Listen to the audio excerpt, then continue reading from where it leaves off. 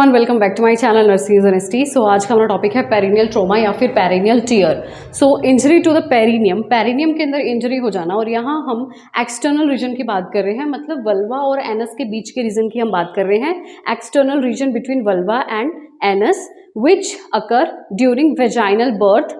ये vaginal birth के during भी हो सकता है और ड्यूरिंग अ सर्जिकल इंसीजन भी हो सकता है। तो हम वेजाइनल बर्थ के अंदर सर्जिकल इंसीजन देते हैं जिसे हम बोलते हैं एपिजियोटमी। सो एपिजियोटमी, ड्यूरिंग एपिजियोटमी भी क्या हो सकता है, पेरिनियल टीयर या फिर ट्रोमा हो सकता है, और वेजाइनल बर्थ के ड्यूरिंग भी हो सकता है बिकॉज ऑफ जब प्रेशर पड़ रहा होगा इस एरिया में एक्सटर्नल रीजन पे, उसकी वजह से भी ट्रोमा हो सकता है। So injury to the labia, anterior vaginal wall, labia के अंदर इंजरी होना, एंटीरियर वेजाइनल वॉल के अंदर इंजरी होना, यूरेथ्रा या फिर अगर क्लाइटोरिस इसमें इन्वॉल्व है, इसे हम बोलते हैं एंटीरियर पेरिनियल ट्रोमा। ठीक है, और पोस्टीरियर पेरिनियल ट्रोमा उससे बोलते हैं जहां पर पोस्टीरियर वेजाइनल वॉल के अंदर कोई टीयर या फिर इंजरी हो गई हो और पोस्टीरियर पेरिनियल मसल्स के अंदर हो गई हो विच कोज। अब अगर देखिए पोस्टीरियर पेरिनियल मसल्स के अंदर कोई इंजरी हो जाएगी तो उससे क्या होगा, एनाल स्फिंक्टर की भी डिस्ट्रक्शन हो जाएगी या फिर डिसरप्शन हो जाएगी, जिसे हम बोलते हैं पोस्टीरियर पेरिनियल टीयर। अब हम देखते हैं डिग्री ऑफ पेरिनियल टीयर। हम देख रहे हैं क्लासिफिकेशन ऑफ पेरिनियल ट्रोमा या फिर tier.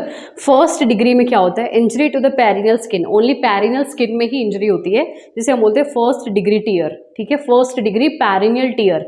Second degree perineal tear में क्या होता है, इंजरी हो जाती है बट उसमें पेरिनियल मसल्स भी इन्वॉल्व हो जाती हैं, मतलब इसके अंदर पेरिनियल स्किन भी इन्वॉल्व होगी और मसल्स भी इन्वॉल्व होंगी। ये होता है सेकेंड डिग्री पेरिनियल टीयर। अब हम देखते हैं थर्ड डिग्री पेरिनियल टीयर, जिसके अंदर एनाल स्फिंक्टर कॉम्प्लेक्स इन्वॉल्व हो जाएगा, मतलब पेरिनियल स्किन है, पेरिनियल मसल्स हैं, साथ ही साथ इसके अंदर एनाल स्फिंक्टर भी इन्वॉल्व हो गया है।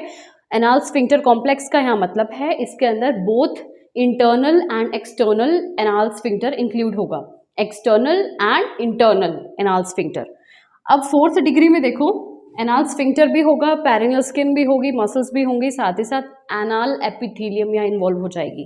एनाल एपिथेलियम यहाँ पर इन्वॉल्व हो रही है जिसे हम बोल रहे हैं फोर्थ डिग्री पेरिनियल टीयर। अब इसकी मैनेजमेंट हम कैसे करेंगे, second stage, during the second stage of labour हमें वार्म पेरिनियल कंप्रेस का यूज़ करना है। वार्म नोट डाउन कर लीजिएगा, पेरिनियल कंप्रेस का हम यूज़ करेंगे during the second stage of labour. Second stage of labour में क्या होता है, फीटस का एक्सपल्शन हो रहा होता है तो कंप्रेशन ज़्यादा पड़ रहा होता है, उस एरिया में प्रेशर ज़्यादा पड़ रहा होता है जिसकी वजह से पेरिनियल टीयर होता है। दैट्स वाई हम वार्म पेरिनियल कंप्रेस का हम यूज़ करेंगे during the second stage of labour. So I hope ये टॉपिक आपको क्लियर हो गया होगा। Do like, share and comment on my YouTube channel which is nursing is honesty.